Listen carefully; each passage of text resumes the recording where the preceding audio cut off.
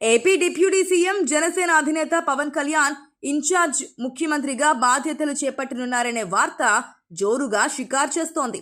4 రోజుల పాటు ఇన్ఛార్జ్ సీఎంగా బాధ్యతలు చేపట్టనున్నారనేది దీని సారాంశం.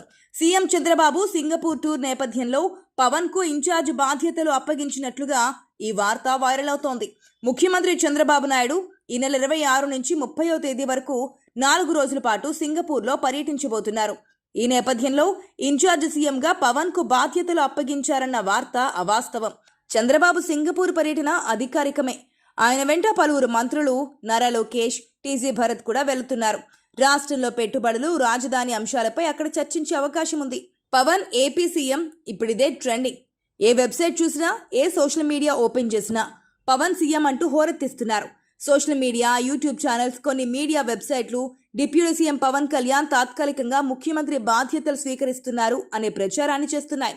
జనసేన అభిమానులు ఈ వార్తను ఆనందంగా పంచుకుంటూ తన కలలు నెరవేరాయి అంటూ పోస్టులు చేస్తున్నారు.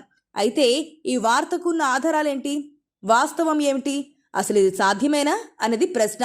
డిప్యూటీ సీఎం హోదాలో ఉన్న పవన్ కళ్యాణ్ తాత్కాలికంగా సీఎం బాధ్యతలు తీసుకుంటున్నారంటూ సోషల్ మీడియా ప్రచారం ప్రారంభించింది. కొన్ని ఛానళ్లు దీనిని బ్రేకింగ్ న్యూస్గా ప్రసారం చేశాయి. దీని మీదే ఆధారపడిన జనసేన అభిమానులు ఆనందోత్సాహాలు వ్యక్తం చేస్తున్నారు. ఇది చంద్రబాబు వ్యూహమేనా, లేక ఎవరో మంట పెట్టే ప్రయత్నమా అన్నది అందరికీ డౌట్ కొడుతోంది.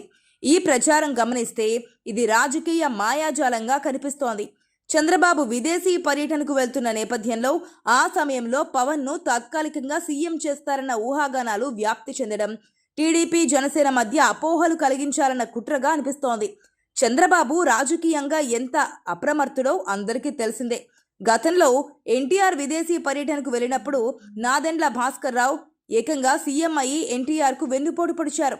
దానికి చంద్రబాబే నాడు ప్రధాన సాక్షి కావడంతో బాబు ఇలాంటి ప్రయోగాలు అస్సలు చెయ్యలేరు.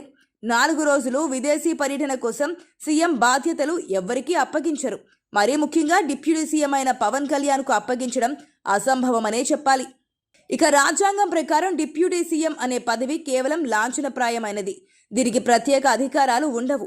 అది ఒక గౌరవ హోదా మాత్రమే. పాలనా వ్యవహారాల్లో డిప్యూటీ సీఎంకు ఏ ప్రత్యేక అధికారం ఉండదు. మంత్రివర్గంలోని ఒక సాధారణ సభ్యుడిగానే ఆయన్ను పరిగణిస్తూ ఉంటారు. ఒక సీఎం విదేశీ పర్యటనలలో ఉన్నప్పుడు సాధారణంగా ఏ బాధ్యతను కూడా తాత్కాలికంగా ఇతరులకు అప్పగించరు. ఎందుకంటే బాబు ఎవ్వరినీ నమ్మరు. అత్యవసర ఫైళ్లను, ముఖ్య నిర్ణయాలను విదేశాల నుంచి పరిశీలించగల సామర్థ్యం చంద్రబాబుకు ఉంది. అంతేకాదు, గతంలో ఎన్నిసార్లు విదేశీ పర్యటనలలో పాల్గొన్నా ఎప్పుడూ ఇన్ఛార్జ్ సీఎంగా ఎవరిని నియమించలేదు. ప్రస్తుతం మంత్రివర్గంలో టీడీపీ తరపున కీలకమైన బాధ్యతలు నారా లోకేష్ చూసుకుంటున్నారు. అయితే ఆయనకు కూడా ఇన్ఛార్జ్ సీఎంగా అవకాశం ఇవ్వలేదు. అలాంటప్పుడు పవన్ కళ్యాణ్కి ఇస్తారా? అది ప్రత్యేక ప్రయోజనం లేకుండా. దీన్ని బట్టి బాబు నమ్మరు, పవన్ సీఎం కాలేరు అన్నది నిజం.